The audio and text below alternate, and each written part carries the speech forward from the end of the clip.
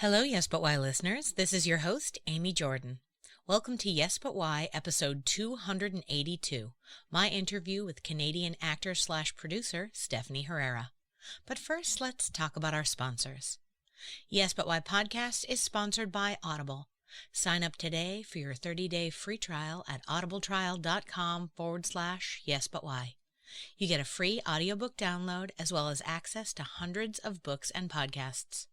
Have I mentioned that Yes But Why is also available on there? Because it is, and it's super cool. Go now to audibletrial.com/yesbutwhy to sign up and get your account today. Yes But Why podcast is also brought to you by podcastcadet.com. Podcastcadet.com is the company that my husband Chris and I run to help podcasters. We are here for you whether you need advice about marketing or you need someone to actually edit your podcast, or you're like, wait, what's a podcast and how do I start it? We're also here for you if you've been doing it for a while and you need help with, getting more listeners or connecting with your audience. We have advice and we are here for you. Mention code YBY20 and you'll get 20% off the first service or workshop you buy. We can help. Podcastcadet.com. Yes But Why podcast is also brought to you by True Hemp Science. True Hemp Science is my resource for vegan-friendly whole plant extract CBD oil. Check out truehempscience.com to see all the CBD products available to you now. I know that I have really enjoyed the lotion. My hands have started to ache now that I'm older, I guess. And putting the lotion on my hands is like, just saving me. I didn't know that I needed it, and then I tried it, and man, game changer. Use code YesButWhy7 to get 7% off your order of $50 or more. Plus, you'll also get a free packet with some CBD edibles with your order. TrueHempScience.com. This week on Yes But Why podcast, I interview Stephanie Herrera, actor, writer, producer, and the artistic director of Durham Improv Collective. Listen in as we gab about idolizing Carol Burnett, making musical improv, and the need for entertainment insurance. I now present to you Yes But Why episode 282, Stephanie Herrera and a voracious love for all things creative and community-focused. Enjoy!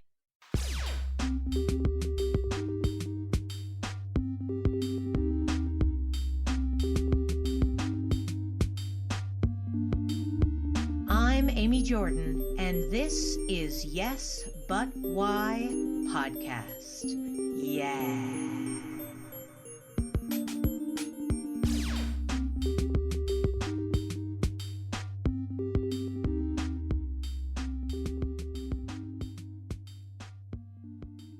You know what, Amy, my childhood is something that I go back to a lot because I don't feel like I really grew up. So I'm still acting the same way that I did as a child. My earliest memories was, I have to say, I was a look at me kid. That's how I basically describe it, where my poor mother, single mom of me, constantly saying, look at me, mom, watch. So I didn't get enough love as a child. That's why I say I got into the arts, because I needed constant attention. So I'm the type of person that I walk in the room. I want everyone to look at me. Even if I fall down and everyone looks at me, I will make a joke out of it. I will kind of thing. So I just loved the attention. So it started with that. And I think it was more about recreating things. I watched like Carol Burnett, for example, and I would watch Saturday Night Live and watch Gilda Radner and Andrea Martin on SCTV. And I would watch, and I think a lot of people watched it for entertainment purposes. I think there's a lot of people out there that are like, oh, I could never do what they do. I watched it going, well, I'm going to wait for my show. Like as a child, I never questioned that, like watching Carol Burnett, I'm like, that's what I'm going to do. I knew as a kid, I was going to have a show. It was going to be about me. And then I was going to have a whole bunch of talented friends supporting me. So I never questioned it. I would do, and if I watched a talk show with my mom, then I was in and I'd line up all my bears on my bed and I would do a talk show and I would interview people. Or if I saw a singing show, or I would, doing, what are those, what was that show that had the dancers, the solid gold dancers in my room trying to dance? So it was always about whatever I saw, I was copying. And one of the things that really about 9, I discovered this cartoon. It's Canadian. It was on CBC called The Raccoons. And that was the first time that I was so engrossed in character voices that I would go to school and I was quoting and in the voices. And my friends are like, what are you doing? And I'm like, this is a new show and it's great. And so it just became this concept of, I want to be a cartoon. Like if I could be anything, I would want to be a cartoon. So I was always, very out there, writing stories since, I've stuff that's practically in crayon. I've always been writing. And if I could get out of writing an essay and instead write a play, that's what I was doing. And my teachers loved it because it was original. So I was always in that frame of mind of how really making people laugh. And it was the basis was just give me attention. Yeah. Oh man. Are you one of many children? Like, do you have a lot of siblings? I have now. Now I was the youngest. So it was me and my sister and we were home alone a lot. But yeah, she was definitely like, I felt like she was more of a parent to me. She's not that much older, but she really took the responsibility of being an older sibling very, very strongly. So I had my sister, and then my dad remarried and I had two half sisters, but again, he went back to Mexico and did this. So it's not like I really had an extended family. We do. And we, it's more Facebook posts. I have nieces and nephews I haven't even met yet. It was really just me and my sister, and my friends were so important to me, like a lot of kids are, but I had a lot of friends and I was the leader of the group and I had all the ideas. And it was just one of those things where, that it was a constant fighting with my mom because my friends were way more important than my family, to tell you the truth. Sure. I hear that. Did you guys put on plays in the woods and stuff like that? Or was there like a stage somewhere?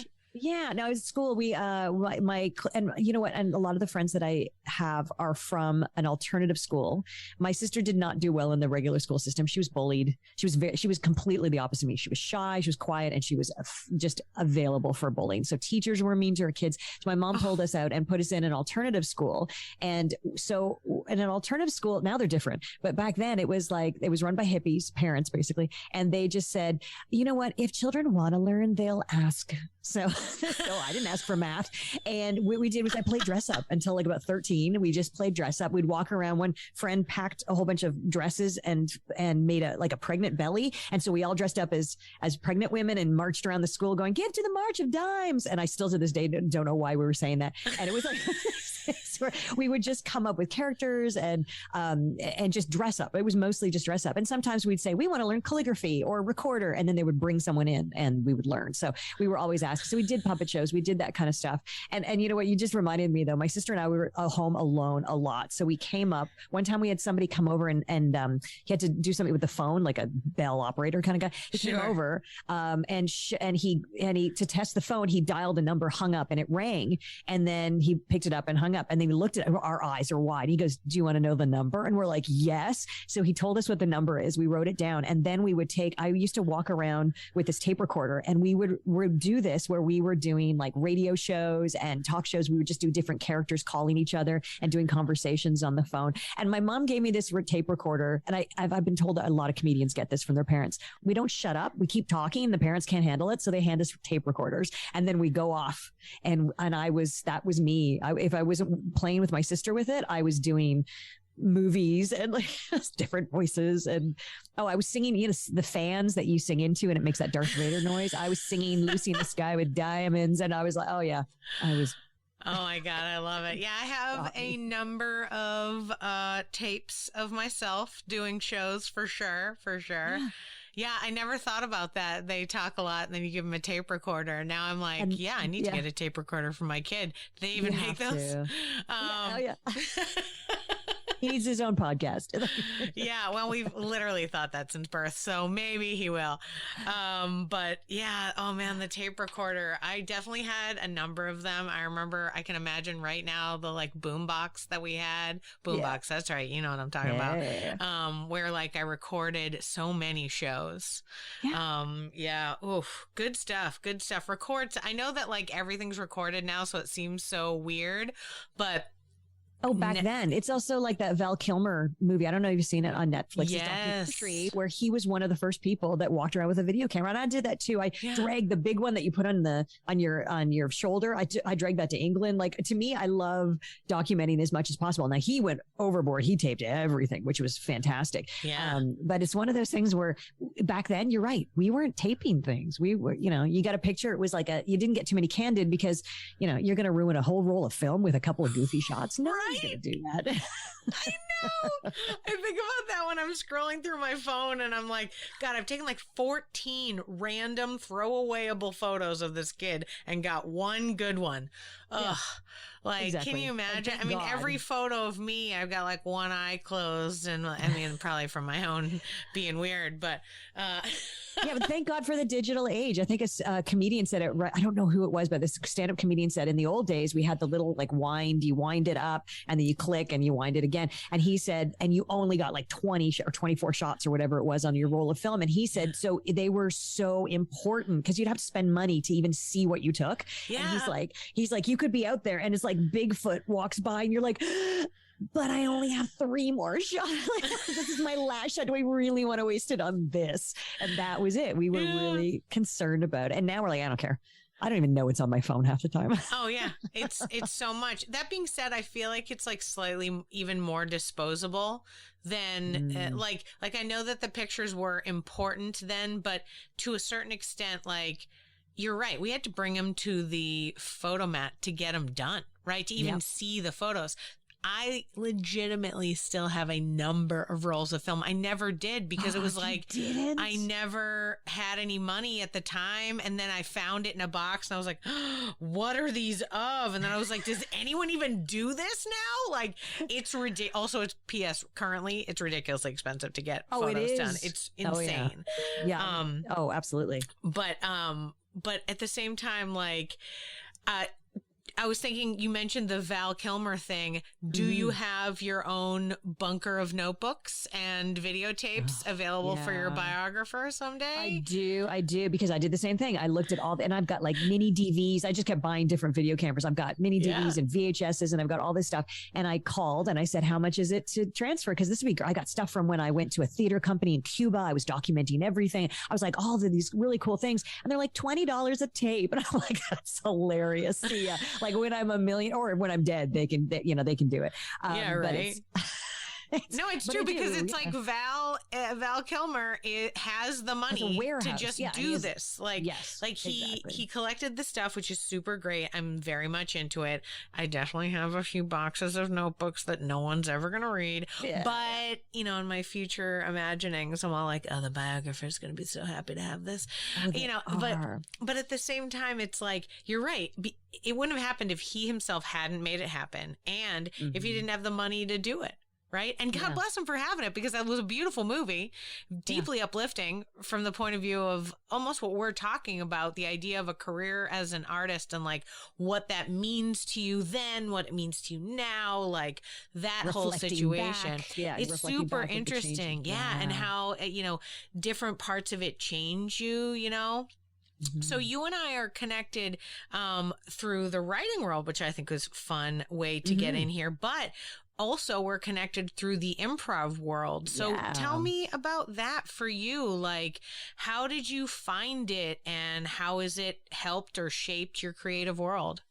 For sure. I think my generation, we all started with the original Whose Line Is It Anyway? That great British show. So I was introduced to Colin Mockery and Ryan Stiles and everybody back then. And we watched it and we just thought it was hilarious, but it was never sort of on my mind. That was not the same to me as like a Carol Burnett where I'm like, I'm doing that. I just saw it 100%. And we laughed and we thought it was great. And then I was probably about 20-ish or no, maybe it was late 20s.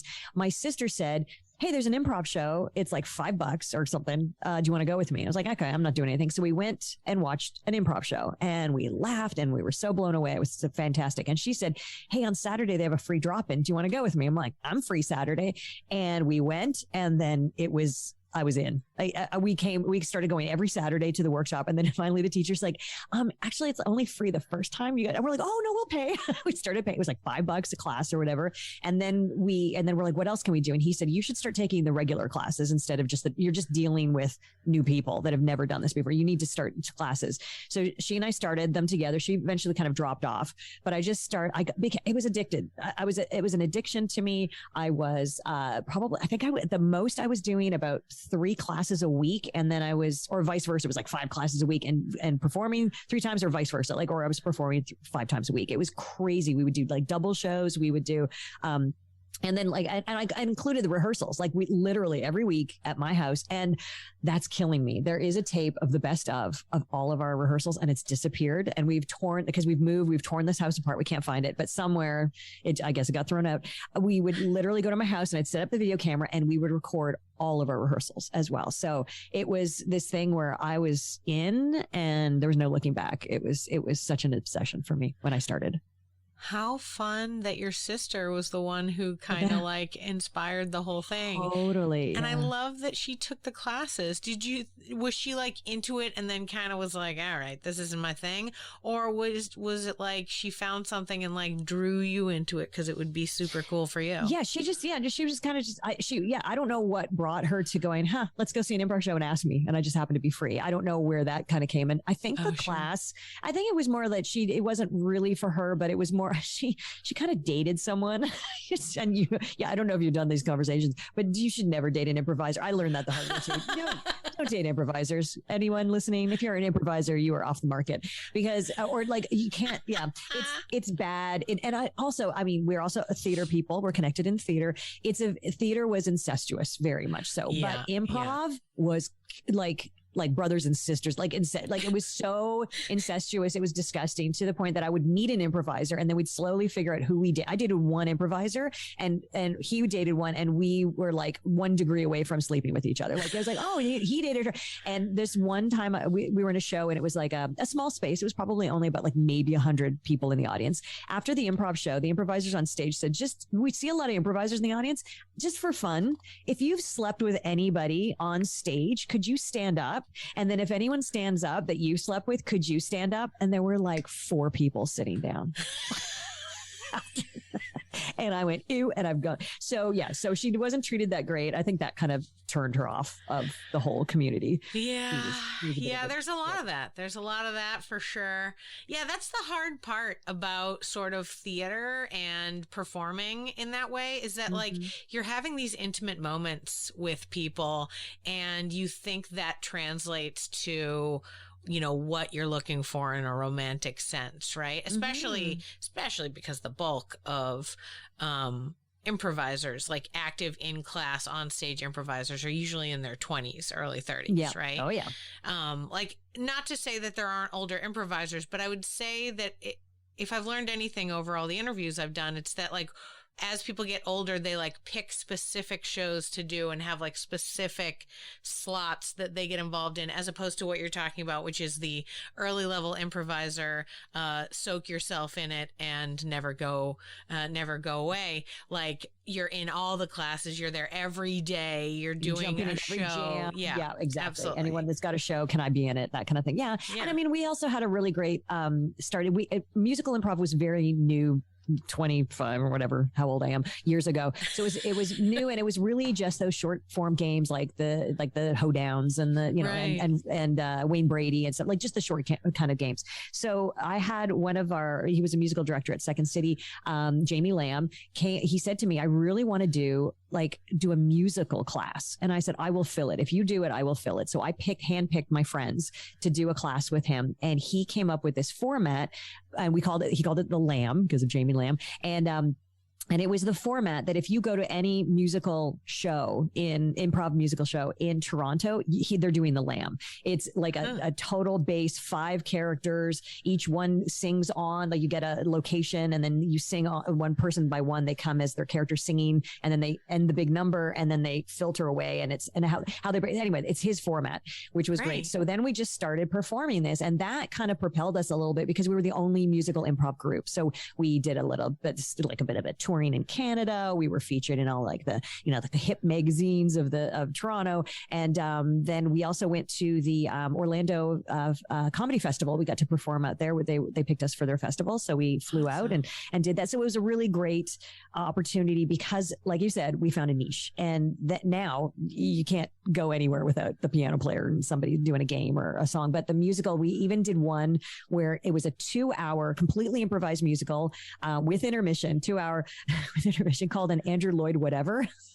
Just, again, a Jamie Lamb production. And we just get a couple of details from the audience, and then we're off running, and we create, we're making up lyrics, we're harmonizing, we're singing all, like we'd have like 4 of us on stage singing to the audience, listening to each other, never having heard this music before. It was fantastic. It was, one of the highlights of my career. Was Jamie Lamb also like the director as well? Was he like the leader? Yeah. And he was the piano player. He came up the format. He played the music. Sometimes he gave us notes and whatnot, but really he was there to just support us. And I came up with the name. We were just about to do our first show, and we're like, we don't have a name yet. And I was like, oh my God, the lamb chops. And they're like, what? He goes, he's the lamb, we're the chops. So we got up together as so we were the lamb chops, and and that was actually our Canadian Comedy Award nomination, was for that troupe awesome. that I got from it. Yeah, it was musical fun. Improv is like a magic unlike any other performance, and I appreciate from what you're telling me of your like interests in the Carol Burnett world, right? Mm-hmm. That musical improv definitely scratches the itch for sure. It does. And you know what, to the point that it's almost like a cheat for me, in the sense that if a scene is dying, I'll just kind of look at the piano player and they'll start to score it. And I'm like, I just need to say something. And then I just start singing, and we're not even really concerned about rhyming. Like, that's the one thing I really loved about Jamie. He goes, don't worry about the rhyme. It's about what you want to get across, because otherwise you're going to be singing fish, dish, wish. And no one cares about that. The rhymes will come. And so I'll sing, and because I'm a singer, I can belt, I can do all that crazy stuff, that at the end, everyone's like, oh my God, that one scene, oh my God, it's so great. I'm like, yeah, whatever. Because it's just, if anything's dying, let Stephanie sing, and so to me, it's a cheat, because people just go, I can't believe you can sing. That's so great. No, it's the best. It's the best in the form of improv. Not that improv is tired in any way. People still are like, wait, what is it? So we're fine as far as like discoverable newness, right? But at the same time, musical improv, regular improv, people are always like, oh, okay, you wrote it. And some of them really just don't believe it. And, hey, that's their journey, whatever. But musical improv, it's implausible. Like, there's just no way, right? And so when you watch it, you are forced to deal with the magic of it. Like, and you're like, they're making it up. I know they are. Like you just can't get away from it. And I love the fact that you guys didn't rhyme, because I also hate rhyming. The not rhyming part also lends itself to more sweetly organic mistakes, where they're like, where the words don't really go together, but it's like you're just saying what you need to say, and it shows so much more the improvised nature of it than the ones that are rhymed. Because, I mean, I don't even understand the brain power required to rhyme on a regular basis. So when I started my musical improv, I was like, guys, can we just agree not to rhyme? I mean, if you rhyme, have a great time with it, enjoy, but like, don't make me, because that's gonna just drill into my brain too hard and ruin the beauty of the whole situation, right? Yeah. Plus, like, even though I feel like with musical improv, it's like, listen, I'm not Christina Aguilera. I'm not gonna like sing and get like and be like famous and like but I can sing enough and also act to bring those things together in this little magical moment. Because like I had a musical improv troupe as well, and from the way you're telling the story, yours sounds like a magical experience. So was mine, right? And I think about it every day. I'm like, oh God, if only we could go back there. But I know that it's a moment in time. Like, it's this like experience that we had for 5 years, and it like happened, and we worked on it, and it was beautiful, and it even evolved, and then it didn't, and it was like, oh. But it was great at the time, and it like felt so new and exciting. And I love that you had this Jamie Lamb experience where it was so new that you guys were like, let's just come up with a new way to do it. And like, those are my favorite. That's my favorite. And don't get me wrong, I love doing the I'm a teacher, so I love exercises and I love formats, but I really love those for the purpose of teaching, where I can be like, we can do a format, we can go through it and then be like, we can wrap our minds around this. Yes. As a group. Yes. Okay. Now let's take that off. We don't need that form. We don't need it. Now we understand the way a story is told because we've done this. Or now we understand the way a person would react. Now you don't have to put this construct on it. You just know that's what you do. It's like the idea of yes and. When you first start a level 1 class and they're like, so I have to say it all the time. And you're like, no, you don't. In fact, after a while, you don't even really have to say yes to anything. You can be a no character all day long. As long as, like, if you're in a bank, you're in a bank. Like, you can be like, guys, let's not rob this bank. Do not do it. Come on. Yeah. And everyone's the bank robbery is happening. And you're like, no, man. Like, that's fine. That's what the scene's about. Yeah. Yeah. So all rules are made to be broken. And the beauty of musical improv, especially when you have an experience where you get to like create the whole thing. Oh God. So it's delicious. lovely. It is delicious. And, and Jamie really took the musical improv world seriously. He came from musical theater. A lot of my friends did that. We came from musical theater. So we took it. So we even watched, what's it called? Oh my God, the Romeo and Juliet. All I can think is West Side Story. That's it. I was like, what are we referencing right now? So and then I was like, we sat down the first time we met.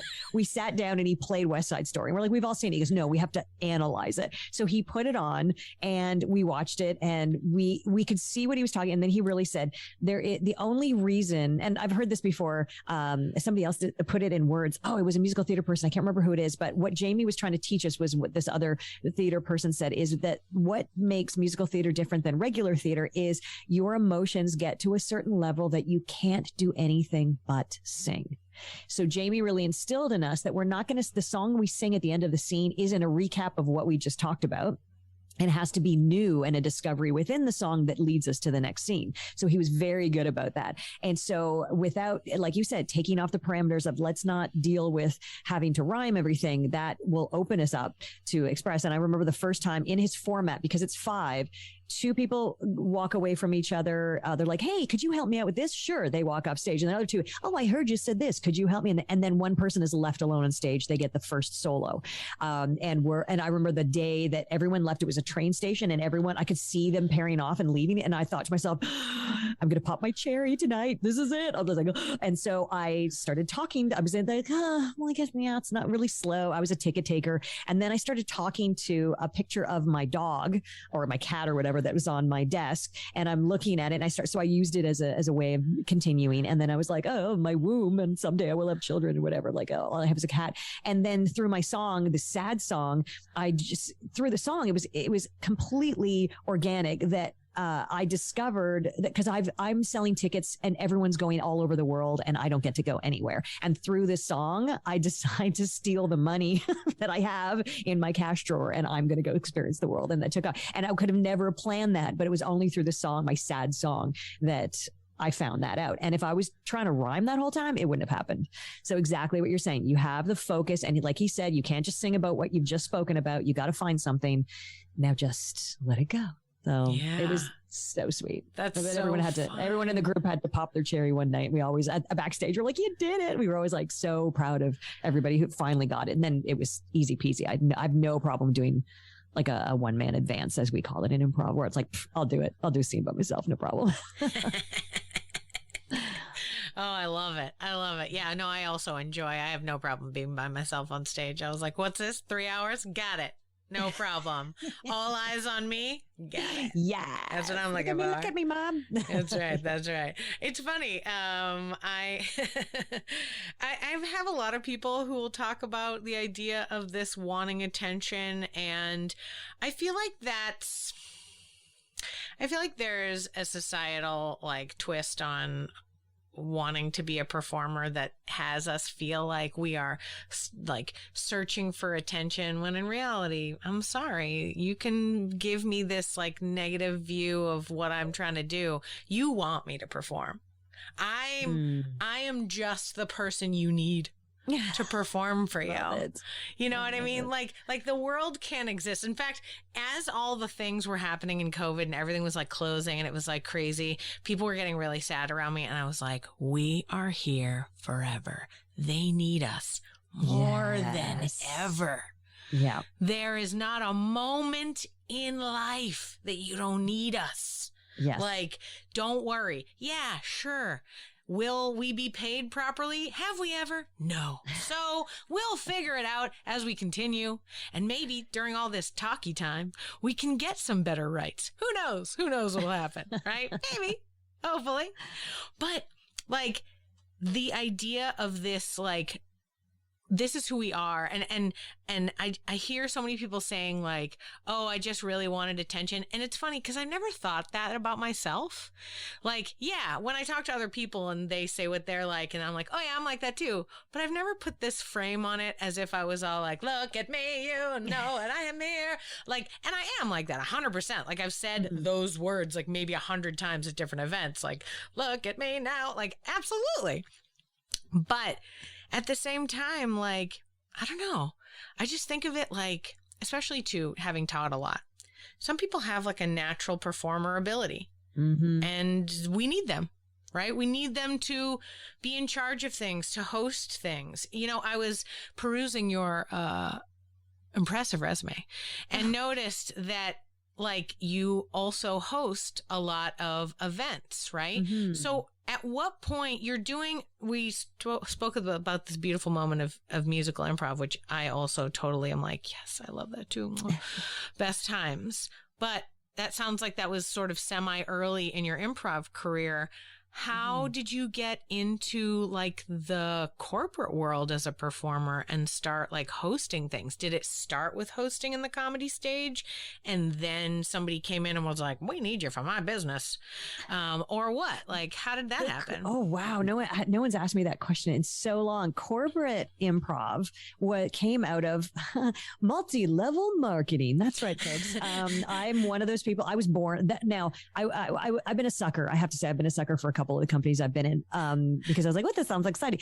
But I came from it, honestly.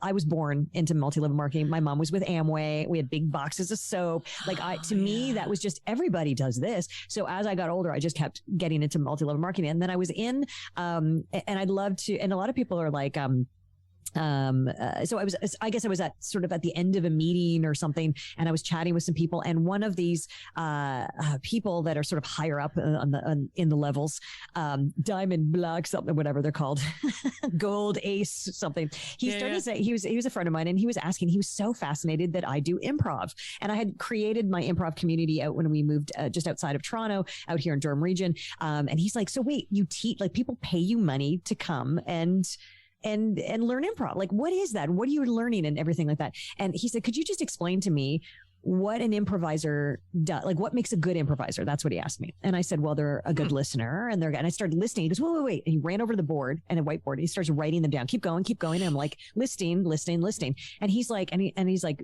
is that it? I said, yeah. And he's kind of looked at the list and he goes, Stephanie, who is this? And I kind of looked at the list. I'm like, what are you getting at? And he goes, this is a multi-level, like, this is a networker. This is a multi-level, like an MLM seller. This is sales.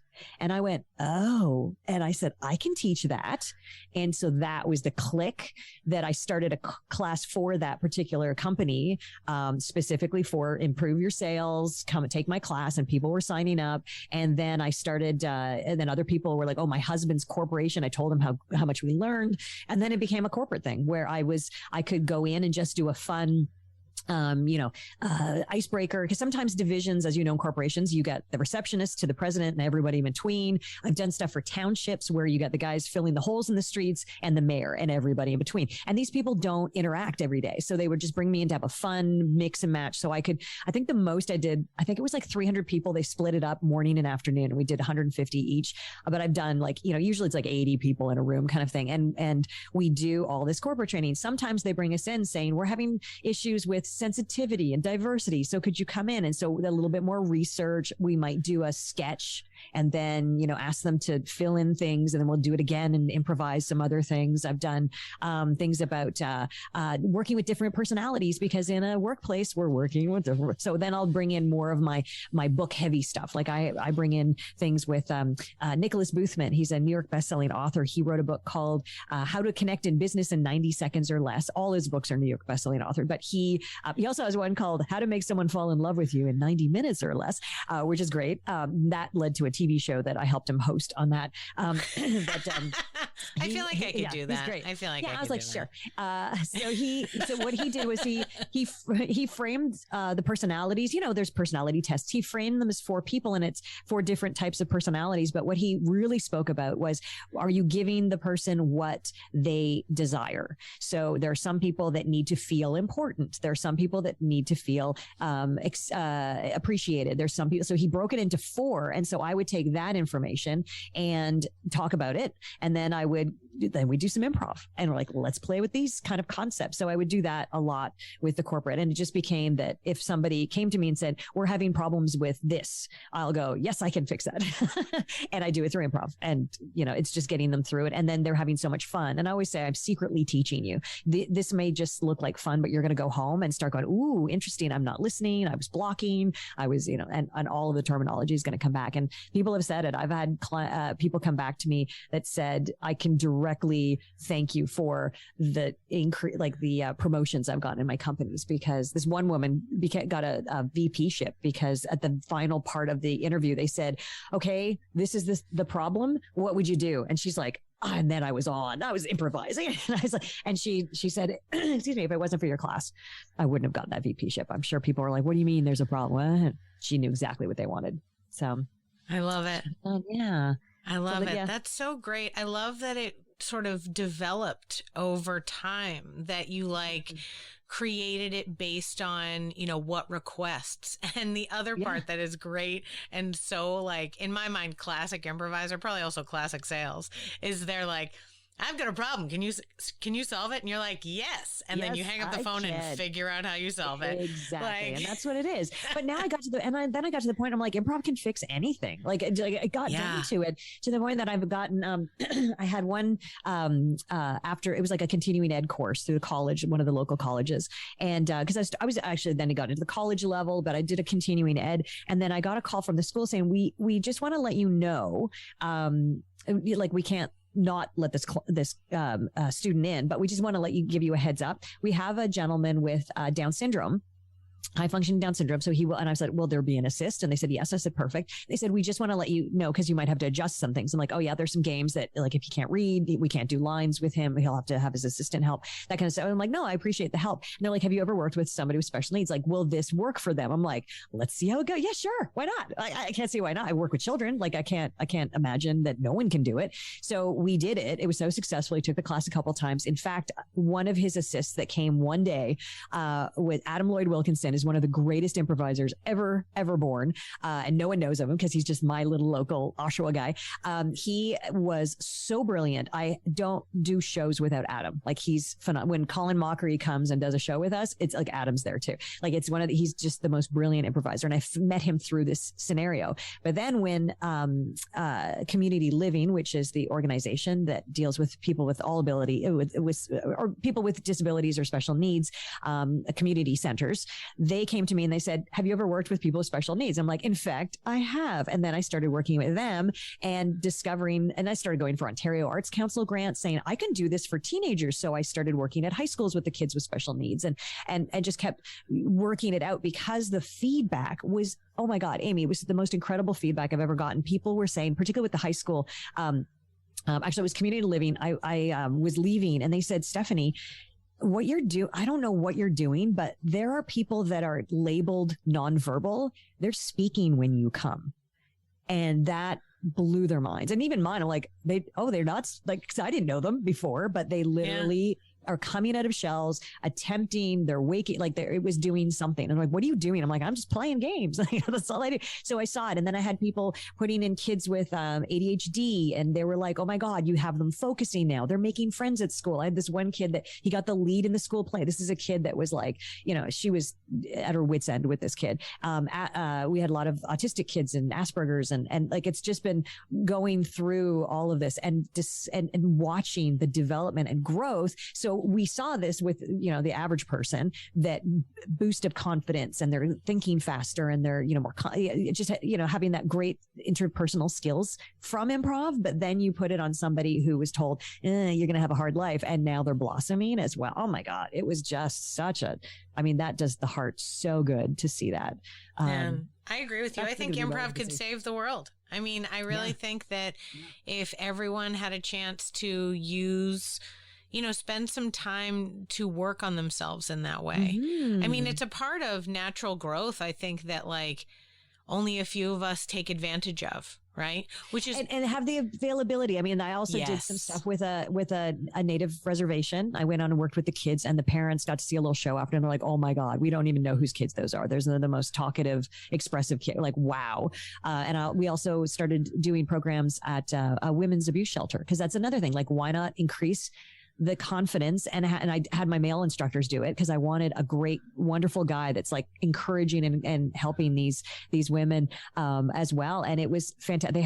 Laughter is the best medicine, but it's one of those things that not everyone has the ability to take these classes. So we just started going out and just offering them for free, and we became a not-for-profit. So we were able to do these programs, because that's the thing, is that it should be one of the things that's just part of life. Because as we go back to when we were all children, that's all we did was improvise. And we do it on a daily basis. But as kids, you give a kid a cardboard box, the famous cardboard box, they're going to play with that thing for days and days and days. And it's going to be a car, and it's going to be a rocket ship. It's going to be a treehouse, and it's going to be everything in their lives. And then eventually it gets crushed by society and parents and school.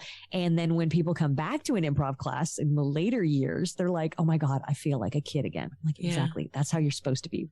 Yeah.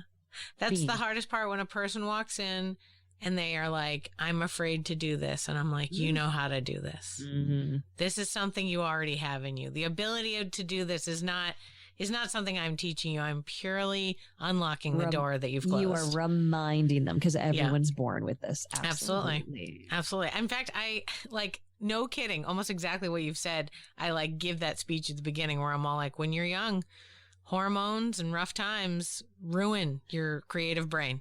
Yeah. You start having self-doubt. Then everyone tells you should also have self-doubt. And you're like, wait, what? Yeah. And then there it goes. Real life. You got to pay rent. Who can be creative after that, right? Yeah. Yeah. I mean, it's amazing that you're able to connect with so many different groups, especially people who would not have had the access, and that it really touched lives. It's very inspiring from the point of view of most of us who are kind of just doing it for funsies and for, paying audiences. It's really inspiring that you found a way to turn this into, sort of a therapeutic practice. It's almost like meditation in its own way for people that take it. All people, from the corporate people who are like, hey, we need to work on diversity with our team, or the idea of the small town, by the way, where the mayor and the trash collector do an improv, it's great. that's a PS. That's a short film. That's I want to see them, the mayor and the garbage guy get into a really intimate discussion or whatever on stage, and then at the end it's like, Roger, I have respect for you. Suddenly, what? The mayor? You know what? Exactly. And it was like that. I mean, a lot of the corporate, it was beautiful to see, and it was mostly, and some people can relate to this, it was the IT guys that were the funniest. Yeah. And they're like, they're like, we had no idea. And I'm like, come on, they're watching Simpsons and Family Guy. These are the people that get it. They're so it was lovely to just kind of shine a light on different people that they would never consider. But I did have one with one of the townships. I kept they kept wanting to meet me about, are we going to hire you to do this? And then one woman was like, well, I'm like, what's the problem? It's just, guys, why do I have to come back for a whole board meeting with you guys about this? And they're like, well, what if someone walks out? I'm like, pardon? And they're like, what if somebody, I'm like, no one's ever walked out in a workshop. And and then I stopped. I was like, wait a minute. Has somebody walked out on work? They're like, all the time. Like there's a couple, and they all start like kind of rolling their eyes. Like, yeah, these certain individuals that work for us are completely closed off. I'm like, don't worry about it. And then luckily one person had said, you know what? I did an improv workshop in high school or in college, and it was really good. And she saved me because they were like, this is off the table. And she's like, it was actually really good. And they're like, okay, we'll try it. And I was like, okay, no one's going to walk out. And I did it. And then sure enough, I saw a guy with the arms crossed, got like warmed him up. We did the group stuff. We started doing scenes. He was actually volunteered to be in the scene. I was like, oh yeah, Roger, or whatever his name was. And he got in. He was very funny, very great. At the end of the workshop, he walked up to me, shook my hand and said, that wasn't too bad, and walked away. And the girl ran up to me and I was like, that was him. She goes, that was the guy. He walks out of everything we put together. I'm like, I told you, no one's going to walk out of mine. Man, it is so funny how you really have to convince people. Like, I want to be like, do you want a person to be nice to you and have fun with you for a couple hours? That is literally what I'm offering. Like, it's not even, you know what I mean? It's like, I know the world is tough and you expect that you have to fight and claw your way through every single situation. I know. Mm-hmm. But could you give yourself 2 hours where you just have a nice time? I promise. That's also, like we were talking up top, that's why I also spend a moment talking to my guests before we go into the podcast talking, because, you know, especially in an improv thing, in the first few moments when I'm in a room with a bunch of corporate people, especially the big ones. Oh, that 150 person one that you were talking about. I was like, oh, I love it. I can't wait till I get back to that. But like, the idea of connecting with all of those people in a few minutes is like, it's like the challenge I'm looking for, right? Yeah. Right. Which is also brings me back to this idea of like, you know, what our skill set and what we have to bring to the table by doing that is so important, because look at all these people who are just working in their offices and living their lives and they can't even do it. Yeah. Right. They like, it could really solve so many problems. You know, that being said, you've mentioned a lot of the ways in which you developed your company and all of your lessons and whatnot. How did you even and maybe it's the marketing work that you did for a long time, but like, how did you even find where to go to get this next thing? And you know what I mean? Like, how does a person develop a business, which would seem to be sort of a theater business, which, as we're talking about, you do have to constantly convince people you're worthy to be in their area.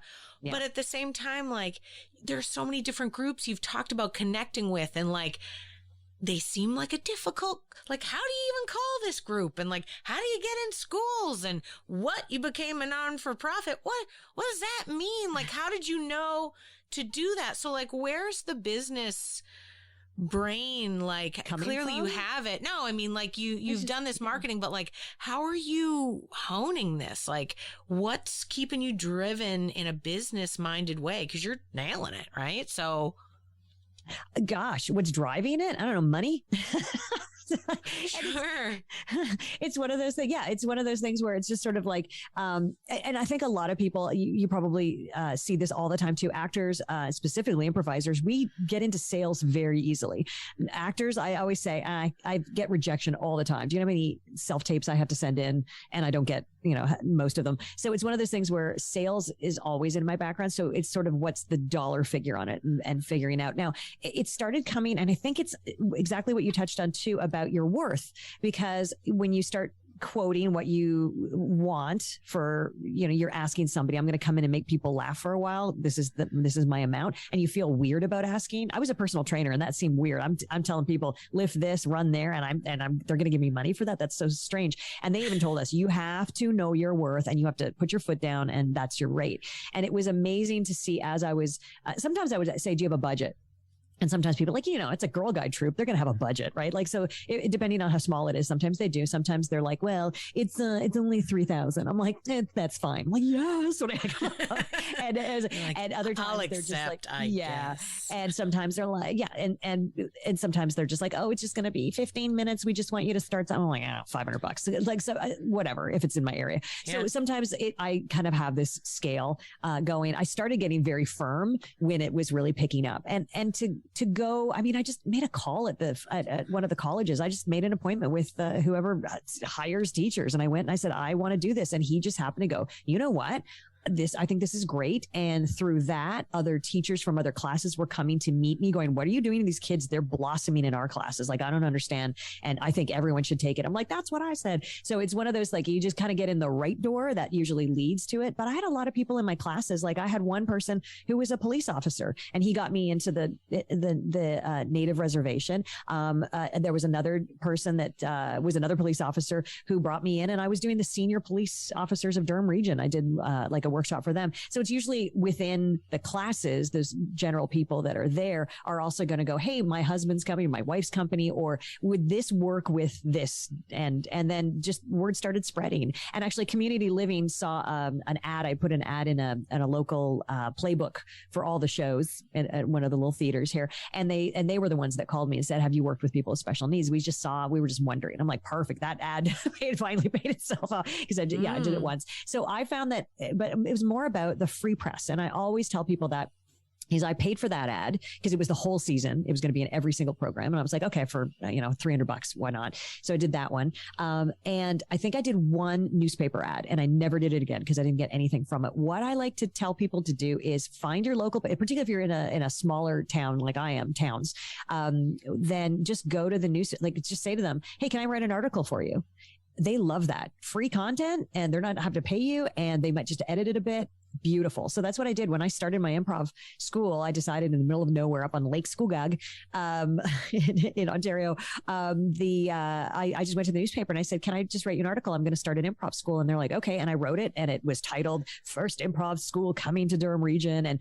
And people I got 6 people that phoned me because of that free press. And I had a picture of me performing, and people came in. And then from there, I'm taking photos of my classes, like after they're performing, like when they're doing their like end of session show, I'm taking pictures. I'm using their quotes at that point. I'm going back and doing another, and it was just built that way. So like I said, I paid twice for advertising. Don't do it, people, because editors are desperate for content, and doing interviews like this. I mean, this is something that'll, get up on my website too. So if anyone wants to see more, hear more, there's also tie in with other mediums. Like there are, a lot of, because I work in the film industry too, there's a lot of up and coming filmmakers who are looking to create content, particularly if you can get into the schools. I do a lot of talking on my other side, my regular paying job. I go to film schools and talk about entertainment insurance. That's a whole other story. I've got that. So I go and I let them know what to do. But now these are students desperately looking for content to do. Why not approach a film school saying, hey, I'm looking for your students. I know they have to do like 4th year projects.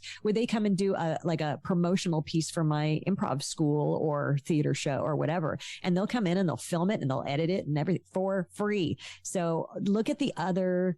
So it's, you've got for your ears, you got your podcast and your radio. And I've done a lot of radio interviews as well. It's free. It's free advertising. I did one. I called into CBC. I was driving and they were like, we're asking people for like big families to call in. And I phoned in and I'm talking on the air and they're like, she goes, and something about work. And she goes, oh, what do you do for work? I'm like, well, I run the only improv school here in Durham Region. And I got 2 phone calls. I heard you on CBC.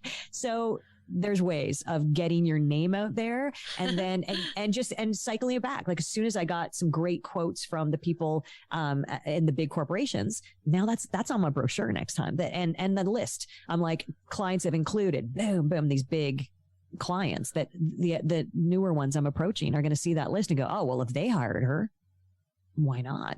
Yeah.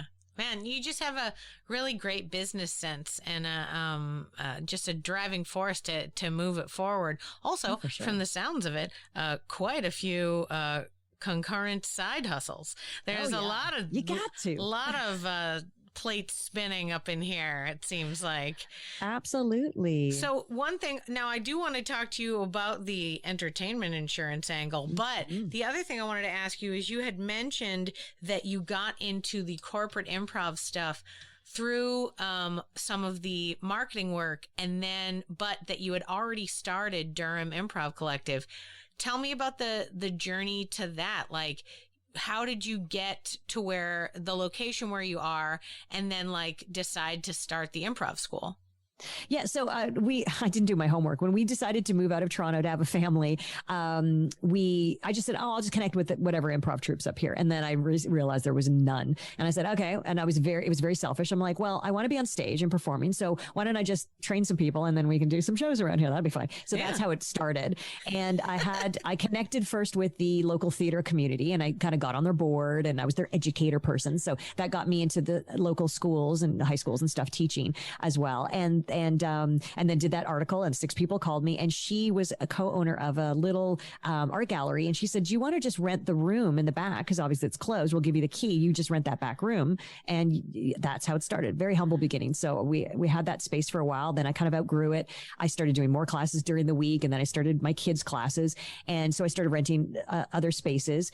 I eventually got to the point when I had a black box theater. I had a roster of teachers. And also because I'm in the arts in so many areas, I started going, people are like, oh, you do voiceover work. I'd love to learn more about that. I'm like, okay, let's do a voiceover class, and then let's do an on-camera class, and let's do a sketch writing class, and let's go, and just kept going and going. And at that point, I'm like, I can't teach all of this. So I started handing off like the kids classes to other teachers, and the beginner improvs off to other people. And then I was getting more into, and I don't know about you, but I'm sure you are. I love education, and I will fly over to New York and take a workshop. There was a workshop with Scott Adsit from 30 Rock. He plays Tina Fey's best friend. And I'm like, I want to do that. And I flew over and I got to do a workshop with him. And then I'll come back, and any things that he taught, I will teach. Like as teachers do, we take classes, and we're the ones fiercely taking notes because we're going to share it with our students. So I was doing a lot of that. And so I was getting into more serious improv. Like I want to do improv where people are sobbing and the audience is crying, because I had some great opportunities in college to do some improv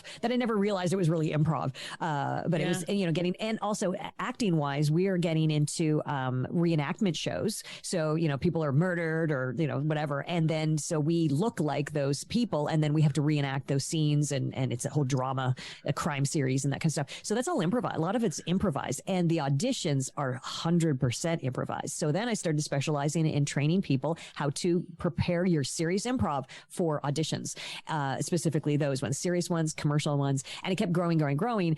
And I think we hit a ceiling at that point too. I was getting a lot of calls from people saying, hi, I'm depressed, or I'm on welfare. Do you have subsidized classes? I'm like, no, we're for profit. And it kept bugging me that I couldn't just give this to people.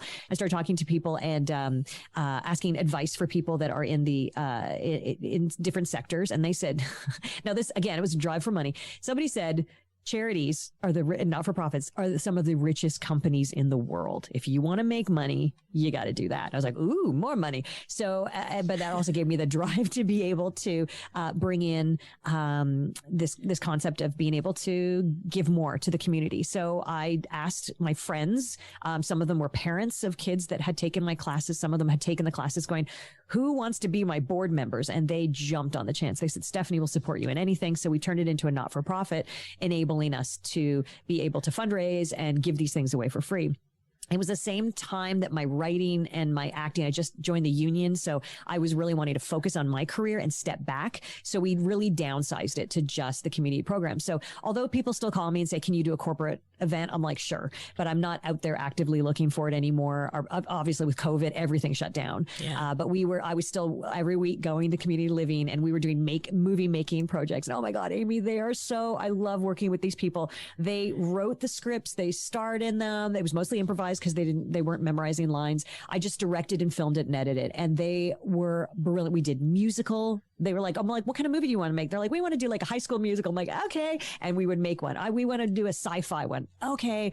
We wanted to, it was so great. It was such a great experience. So that was the kind of stuff that we were doing in the community before COVID ended. And it's something that, Yeah, I'm hoping it will come back because, but it's now reasonable and it's feasible enough for me to do. I'm getting my kicks right now, like the artistic director of film festivals and helping out with all that I can still have my hands in helping out other things. But I think that comes from, maybe that's improv. That's the building, right? That's the yes-anding. That's the helping. That's the joy of just passing the stuff on to people. Oh, Can't stop me. Well, plus also like improv allows you to develop the skills to, be on the sidelines, to hang out, to wait, to still be like one of the most important things I say to my students at their level 1 show is when you're on stage, be in the scene. But when you're off stage, you are the most excited person that's ever watched an improv show ever. And they're like, what do you mean? I go, I don't care what you're thinking at all. And I don't care if you don't like the scene at all. You're looking at them on stage like, what an amazing show. I'm so happy I'm here. I'm so glad you guys are here too, because you're the show. Exactly. And your effort when you're in the scene, great. Whatever's happening, we're focused, we're into them. Oh, it seems like they're having an issue. But when they glance to the side, they can't see you picking your nose or being bored or like, when can I be on stage? No, exactly. No, you've got to be part of it. And I feel like that is a larger metaphor for what happens in moments like now, where it's like, by the way, you can't do any theater. What do? I'm going to be on the sidelines like, man, what's great? Theater. Have you guys heard about this theater stuff? Yeah, man, when this comes back, I am number 1 in line to start doing it again. Huh? Yes. And, whatever you feel, it doesn't matter. It's almost like we were chatting about with social media where people put their positive face forward. In these moments, my mind is just filled with hope for the future. Right? I believe that there will be new and exciting things. People will open their minds to more accessibility. The work that you're doing seems primed for a post-COVID world. I feel like we've learned so much about how to allow everyone of all abilities to connect, with each other, and then also with technology, creativity, and whatnot. Like, who's to say there could be a myriad of online classes right now for people who are in wheelchairs and never felt like they could leave their house, right? Amazing that during this time we got to learn that, right? And I feel like it's, excuse me. And I feel like the vibe of what you've been doing with your not-for-profit is so like in line with that as it's happening. So hopefully that wave will come upon you and everyone will be like, everybody in all the communities, differently abled bodies would like to be together in an improv class. Can we do it? And you're like, I've done that before. No problem. I got this. It just feels like everything's like super aligned in a great way. Oh man. So I want to ask one different question. So I want to hear about this entertainment insurance, because I feel like that PS is also quite aligned with what happened right now. Like, is this insurance for entertainers to, I don't know what they insure themselves, or is it like theaters like doing insurance for their building, for their business? What is the insurance that you're working on? Yes. That's what entertainment insurance is. It's literally everything. We've had everything. Like this one time, my boss said he had a woman that was a stripper and she had a snake and she needed to insure her boa constrictor. So because it's part of her act. Yeah. And buildings, events, the liability insurance. It's everything. Absolutely everything. And then it goes into film, television, errors and emissions. So when people get distribution deals, there's an errors and emissions insurance to, it's the Goodwill Hunting. As soon as they got those little gold statues in their hands, the phone started ringing. That was my idea. So that's errors and emissions. So it's one of those things where the short end of it is that I was dragged kicking and screaming into insurance. No one wakes up and goes, I want to be an insurance broker. So my buddy Rory, who I met actually through one of my screen agents, they had a production company together.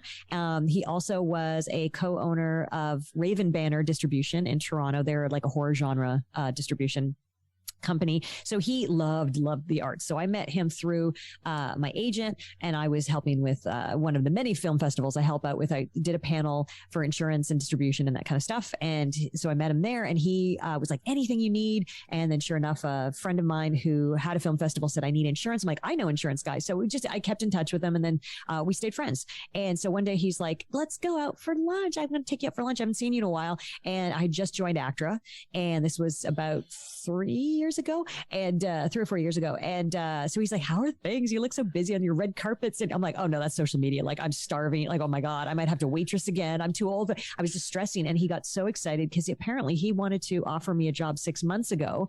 He had tried to start a division of his insurance company because he does the home, auto, life, the whole thing. But he was trying to start this in entertainment, but he couldn't find the right person. He hired 2 people. It didn't work out. And he's been wanting, I was like, oh, Stephanie would be perfect for this, but she looks too busy. So just being in front of me going, oh my God. He said, I would love you to do this. And I went, no. No. And he goes, no, just think about, and he goes, just think about it. Let me know. You'll get a salary. And I went, oh. And he said, and then you get, it's your sales, you build your book. And he goes, and there are people that are making, you get in 5-10 years, whatever, you're making 6 figures, like, and everything. I'm like, oh, this is actually pretty good. So I joined before COVID, got my license, got my footing. He was delightfully surprised, particularly because of all the, corporate work I've done before. He goes, a lot of business owners. I'm like, oh yeah, well, I was, Durham Improv really took me places. So I was now going back and now I can I specialize in commercial insurance as well and for business insurance. But this entertainment insurance was very new, but it's one of those things where we now have our good footing. So everything from like a day shoot to an annual policy to like, we can do anything. And through TIFF a couple of years ago when we could go to TIFF, I met one other broker and I went to every party. I was like at everything, networking. And I ran into one new guy who just joined as well. You don't see insurance brokers at TIFF parties. So I handed out a lot of cards, gathered a lot of cards, and I still am getting business from those like several years ago, those business cards, which is great. Because I'm the look at me person. So I'm going to be in a room, I'm going to network with, I'm going to talk to everybody I can. So people know. And now I'm word of mouth. I get a lot of business word of mouth because other production companies that I've helped out now are saying on Facebook, everyone's like, who do I use? Everyone's like, go to Stephanie. And I'm like on it. Everyone has my cell phone number. Some of them are like, oh my God, Stephanie, I text you at 2 a.m. and you answered me. I'm like, oh yeah, I was up. So I'm very dedicated to what I'm doing. And then, so the entertainment was great because when COVID hit and everyone was losing jobs, I kept mine. I was so lucky. My husband was an essential worker. He's a heavy duty mechanic working on GO trains. So that didn't stop. So he and I were both working. I got to work from home though. And I'm not leaving. I like it here too much. So, it was a great opportunity for me to have a regular paying job through everything. So I was so fortunate. While after the first wave, the entertainment world opened up and became an essential service, I was able to get back into it. So I did tons of commercials and movie of the weeks, and I was working during COVID really to be on both sides and with a great boss that supports me by saying, no, stay in the industry because that's another way you're going to gather clients, and vice versa. You might be with somebody getting production insurance, and it has happened where somebody's like, hey, you know what? There's a part for you I would really love you to audition for in this while you're doing our insurance at the same time. So that's worked both ways for me. So I've been very fortunate. And I think, again, if I can give any advice to people is, oh my God, get a real job that just supports you. And it's hard to find, but there are jobs out there. Talk to me if you want to become an insurance broker. I mean, it's a fascinating field that like absolutely needs to exist in a way that it's like, yeah, why haven't I heard about this before? Why isn't anyone talking about this? Like, especially these days, like, where things get pulled out from under you, all of a sudden everything's over. Like, you need some insurance to help you out. You know what I mean? You need to have a policy of some kind to have your back. Nothing else does. Yeah, exactly. And it's eye-opening. Like my husband always said, insurance runs the world. And my mom's always like, I hate insurance. And like, it was always this negative thing. And now that I'm behind the curtain, I totally get it. Like it is a frighteningly eye-opening thing to be on the other side. However, I'm still fully in front of the curtain as well in the industry. And so my goal is to really educate people. So we go to these film schools and let kids know.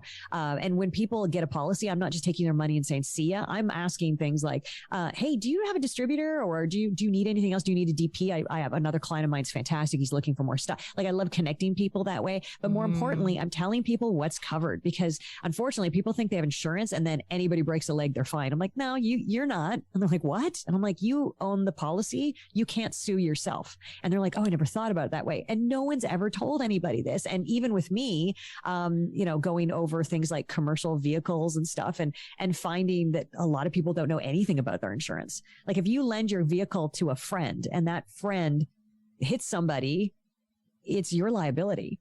And no one's thinking of these things, because when we get insurance, we're like, I'm fine. And I even tell people, like, you walk into a restaurant, the first thing you do when you sit down, does anyone say, can I see your insurance policy? Like, are you insured?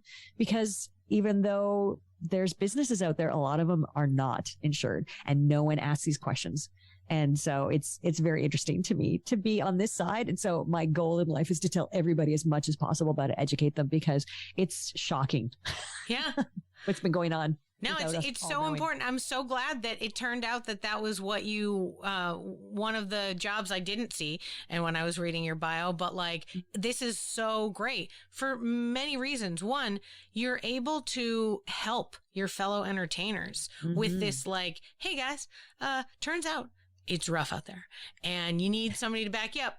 This is how you do that. You know how big, you know how, like, when you're thinking about, oh, that lady who sued McDonald's, she had to deal with all those lawyers. Cool. Let me help you get your own set of lawyers. Like, this idea of, like, you need to have a team, right? Yep, and exactly. I feel like, especially these days, like, a lot of people, left entertainment. They're not doing it anymore. Whatever jobs that they're doing, God bless them. They're probably working in real estate. Sell me a house. But at the same time, like, when you stick to it, when you're in it, you have to evolve with it. And I feel like you, like, can see the future, because, like, I feel like all the things that you were 3 or 4 years ago evolving into becoming are now, like, the most important things, the things that, like, we really did need to talk about and work on. And, we didn't even think about it. Now everyone's like, oh my God, you guys, did you know that there are people who feel like they're unable to take part in improv classes? Yeah, tons of people. What? This is just occurring to you, right? Stephanie's been working on this since 2012. What are you talking about? Like, so you're just so ahead of the time, like, and you've taught me so much. I mean, you're right about entertainment insurance is, like, so important, and it really is, like, a path that you're able to have where you're, like, in it, but also, like, outside. Like, I love this idea that you can see both sides, and how cool that you get to network and have all that, like, connecting of people and stuff. Oh yeah. And the caliber, like, I'm walking up to people that are doing, like, 10.5, $50 million films. I'm rubbing elbows with those guys. Cause at first, as an actor, I would go to Tip and, like, give me a job and look at me, like, all that crap. Now I'm going to, like, hi, maybe I can save you money. And they're like, ooh, can I take your card? So now I'm rubbing elbows with, like, much bigger people than I would have as an actor. Absolutely. And then they eventually, as we're talking and whatever, and then they're like, are you an actor? I'm like, oh, everyone's an actor. Of course. And then, and that just, that exactly. That's the reaction. People laugh, they love it. And then they're just like, okay. And it's fantastic to be able to be, instead of an insurance broker, like, believe me, when I started, all the other brokers in the office, I looked like I had two heads. They didn't understand me.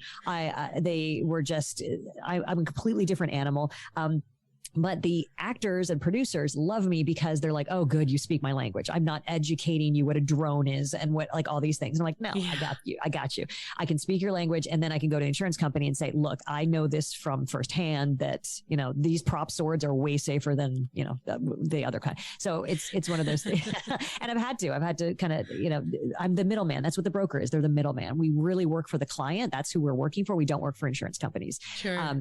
So it's one of those things where, And I had to find that out too the hard way in my Rebo licensing class when they talked about fiduciaries. Like that's a word that people use every day. That's fiduciary. So we're brokers, meaning we work for our clients. We don't work for insurance companies. We're fiduciaries. And then they started using examples, and it suddenly dawned on me that my financial advisor was not fiduciary. She worked for State Farm or Desjardins at the time. So when I said to her years ago, when weed was becoming legal, and I went to her and said, "Oh, we got to buy weed stock," and she goes, "Oh no, we can't do that." And I walked away going, "Oh, I thought anybody could." And so no question, she was working for a company, and then that. And so I got to do financial, but like suddenly I was learning, even through just going through the insurance has completely changed my perspective. Yeah. Learning every day. Yeah, that's a smart idea too, because like talking about building your team and how like if you're going to be in entertainment, you often need a team to like have your back and like work with you. And, you know, like you see like movie makers, they often work with the same people over and over because it's their team, right? Yep. But you're right. You have to know on your team, are they beholden to you or are they beholden to somebody else? And that is a smart detail that I think goes unnoticed for sure.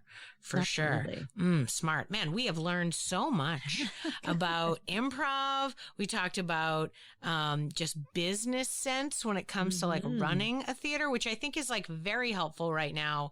People who lost their theaters or are starting theaters anew need to know these things. And so thank you so much for sharing this with the audience for sure. One final question, and then you can enjoy the rest of your day. I wanted to ask you do so much for other people. You're working for helping entertainers to facilitate their work, to help teachers to put stuff out there, students who are asking you to teach them, you're helping them. But what are you doing for you? What's your way in which you fill up your own creative cup? What's exciting you right now, and making you, creative in your own right? Yeah, I think it's more the acting always is my number one. When I'm on set, I call it my happy place. There's nothing like being on set and being in a makeup chair and somebody doing your hair and someone doing your makeup and then they put clothes on you and you're like, I'm so pretty. And I just love. So that's my happy place, for sure. I do a lot of voiceover stuff as well. And I have to say improv has helped tremendously. I mean, not only with animation, obviously, because we come up with character voices and accents in scenes a lot of the time. It's just commercial wise. I can flip on a dime when someone gives me direction. If you played any games where they're like, new choice or should have said or any of those, whatever your name of that game is, or new genre, and you're shouting out genres, now like a horror, now like a Western, you are so used to flipping on a dime. I've never taken a direction personally. A lot of actors are like, but I don't think my character would do that. I'm like, just change. Like it's not a big deal. So it's really filled all the other areas of my creative sides. Writing as well. I'm very good at dialogue and the character voice and coming up with ideas very quick. Like you put me in a room with other writers and we're workshopping something, I come up with like 50 and they're like, how do you do that? I'm like, it's improv because in the scene, oh my God, how can the scene go in how many different ways? And then which one am I going to pick right now? So that's just the improv brain has fed all my creative outlets. So love that. But writing, so acting obviously is my number one. Or I've been doing a lot of writing. I got a literary agent, which is fantastic. So I've got some original. I'm a TV girl, so I've got a lot of originals as well as some spec scripts going around. I've got a nice big network interested in one of my originals. So fingers crossed that next time I'm on your podcast, it'll be huge news, and that would be a super fun. But yeah, and so it's been doing that. I would love to be in the animated children's writing. Because 4 kids, I know my cartoons, but a lot of my stuff is TV comedy sitcom. We do these great reads. They are fantastic. Everyone's laughing and going, this is great stuff. And I'm the type of person I don't forget, like the actors and directors that kept me going. I've written in my friend Colin Mockery's in my show. My other friend Conrad Coates is in my show. Like, it's just like, I don't forget anyone who has reached out and said cool, or let me get in their improv jams. Cause some people are like, oh, we've got a lot of people. I'm like, okay, I'll remember that when my show is on a huge network. I pull in my friends and so that feeds me, is just being as nice to everybody as possible and then waiting it out until I can help them again. Oh, man, that's amazing. Man, I like how you turn it back around to helping people. I'm like, how does it help you? And you're like, well, I help people to help me. It's like, what? I played that game, girl. But it really all stems back to just look at me, and I just want to be loved, and I need the attention. I said to my husband once, I just in one of my TV shows, that I told him this when I said, how actors, when they leave the stage and everyone applauds, and he goes, I'm sorry, what? And I said, you don't know that happens? And he goes, no. He goes, wait, explain to me what exactly? And I said, when you're done, your final day on set, everybody, that's usually the assistant director, everybody, even if they're working, puts down everything they're doing so that they can announce Stephanie has wrapped, and then everyone applauds and woohoos you. And he was mortified. And then one of my kids looked at him, and as I'm saying it, I could hear how egotistical that we need to be applauded off of our job. And I think one of my kids turned to my husband and said, Dad, what would you do if they clapped every time you left work? He goes, I'd punch somebody in the face. What's wrong with us? Oh my God, that is oh man, that sounds like my whole family. I'd punch him in the face. Yeah. Punch him in that face. That's what he said. It's so crazy because it's true. When you described it, I was like, wait, what are we talking? I was like, oh, at the end of a play, of course they applaud. Like, at the play? No. At the end of filming, you're right. Yeah, they do. Oh, I love that. That's great. I mean, that's what I'm looking for. Yes, and you want that audience. You want them to stand. You want that standing ovation. Yeah. But most normal people don't want people staring at them and. It's gonna fucking applaud anybody. No, we're putting these negative ideas on it again. Normal people. No, we are normal. They need us. This should be. They need us to speak. They need us to lead stuff. They need us to be the one person who's like, hey, everyone, look at me. Yup. Okay, we're changing the game today. Like, nobody wants to, how many times have I given a weird announcement because I was the loudest in the room? They're like, can you get everyone's attention? Yeah, 3 seconds. Hold on. Yeah, exactly. But you're right. I mean, and when I say normal, it's people don't want to do that. They need us to do these things because. Yeah. Absolutely. Oh my gosh, I'm dying because Dear Evan, we saw Dear Evan Hansen live, and the movie's coming out. We're gonna see it, and just one of these things where I just can't wait to get back into theater and watch a show and be one of those people in the audience. I'll stand, man. If a show's good, I'm there. I'm feeding it back to the actors. Oh, I miss it. I really miss it. Well, here's the other beautiful thing about the large break that we got to take. Those people who realize that they love film or they love theater or they love improv and watching it and going to those shows makes them happy and feel better. They are psyched. So the first few weeks, first few years even of there being live shows again, every audience is the most excited person they've ever. I haven't left the house in 6 months, a few of them will say. And you'll be like, good for you. Get in that audience. Sit on down. I can't wait to make you laugh. And they're ready. They're like, ha, ha. Before anything even happens, they're so excited, right? That's the beauty. We had this time off and it was rough, but they are out there excited. And like on the other side, there are actors out there who are like, no one's clapped for me for years. I don't understand. I need to be clapped for, please. Let me do it. They even do that. Oh, I'm sure you do know this, but they do that on commercials too, which I think is so hilarious. Yes. Like I was like, I have been here for a day. We are not close. Like if I do like 6 weeks and then I leave, I get it. It's like, we've had a great time, you guys. Oh my God. Yeah. Love you all. Bye. But like, I've been here for 6 hours. Like we do not need to clap for me because I'm leaving. Exactly. All right. Well, you're welcome that I did my part and you did yours. Okay. Oh, it's so funny. Oh my gosh, the last job I did, somebody videotaped it and sent it to me. I look embarrassed. I just like, like it is. Ooh. Oh, it is embarrassing, but you know what? The whole experience of acting is embarrassing, and it's like you do your job and you're doing it well, and then that last poke is that's where the normies, to use the phrase, that's where they're like, hey, loud girl, don't forget you're the loud girl, and you're like, what? Thanks for clapping. I'm gonna leave now. Like, and then you're put back in your place. Like, for a moment, you were the princess and everyone loved you. And then they're like, by the way, you're still just you. And you're like, oh, yes, I will leave now. Thank you for giving me what I wanted. The applause is always what I'm looking for.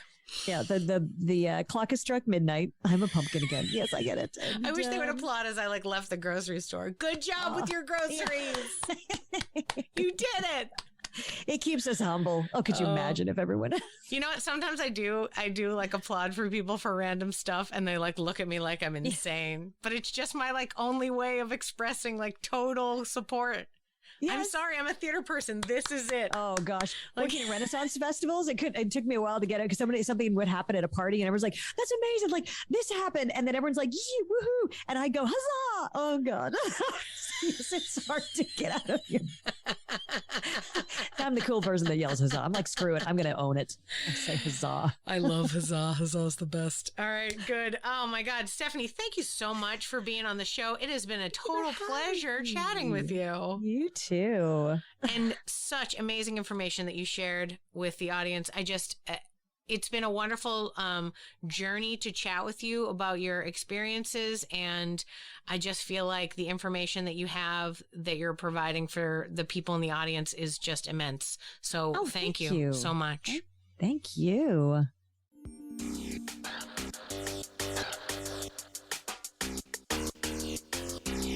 Thanks for listening to Yes But Why Podcast. Check out all our episodes on yesbutwhypodcast.com or check out all the content on our network, HC Universal, at hcuniversalnetwork.com.